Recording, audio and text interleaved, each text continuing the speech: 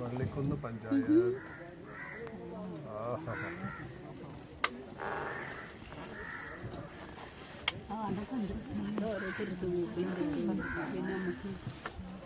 English സിനിമത്തെ മാറ്റില്ല.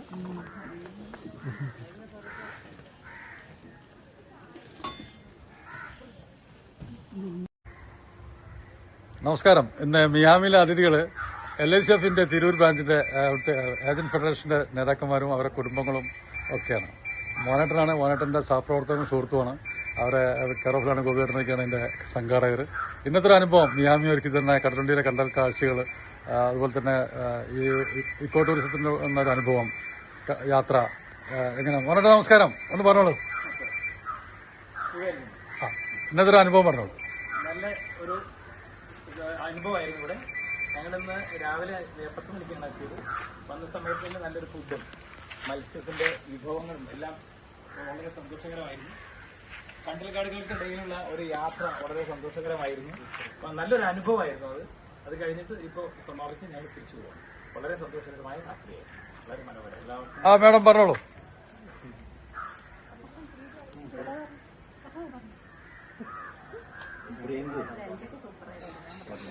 സൂപ്പറായിരുന്നു. പിന്നെ പാലക്കാട് കൂടെയുള്ള ബോട്ട് യാത്ര നല്ല കാറ്റൊക്കെ ഉണ്ടായിരുന്നു, നല്ല സുഖം, നല്ല അടിപൊളി പരിപാടിയായിരുന്നു. ലോകത്തിലെ അറിയപ്പെടുന്ന ഒരു പക്ഷിസങ്കേതം കൂടിയാണ് കടലുണ്ടി. അതുപോലെ തന്നെ 256 ടൈപ്പ് ഓഫ് മൈഗ്രേറ്ററി ദേശാടന പക്ഷികൾ ഇവിടെ വരുന്നുണ്ടെന്നാണ് കണക്കുകളൊക്കെ പറയുന്നത്. അതുകൂടാതെ തന്നെ കണ്ടൽ കാടുകളുടെ ഒരു കേന്ദ്രമാണ് കടലുണ്ടി. ഏകദേശം ലോകത്തിൽ അറിയപ്പെടുന്ന 47 തരത്തിലുള്ള സ്പീഷീസാണ് അറിയപ്പെടുന്നത്.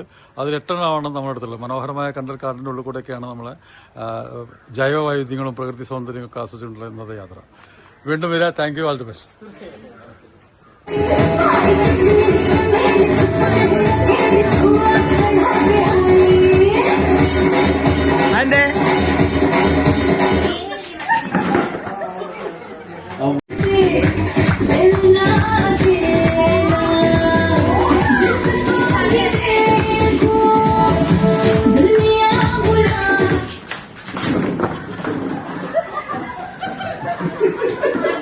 മുങ്ങിയിട്ട് ഇങ്ങനെ പറയും.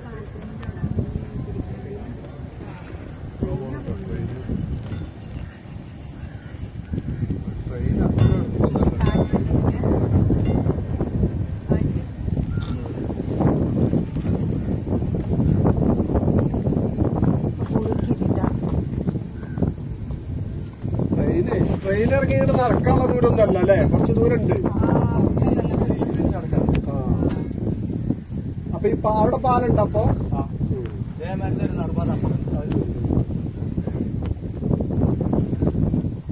ഓരോ തുരുത്തിലും ആളുകളുണ്ടല്ലേ, താമസക്കാരുണ്ടല്ലേ. ഇപ്പൊക്കെ പാലായില്ലേ എല്ലായിടത്തും.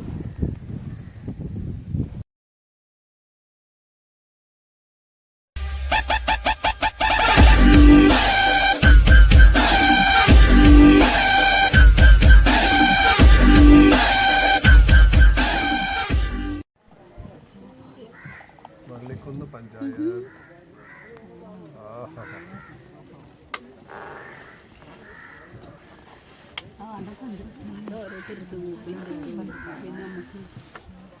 ഇംഗ്ലീഷ് സിനിമത്തെ മാറ്റില്ല.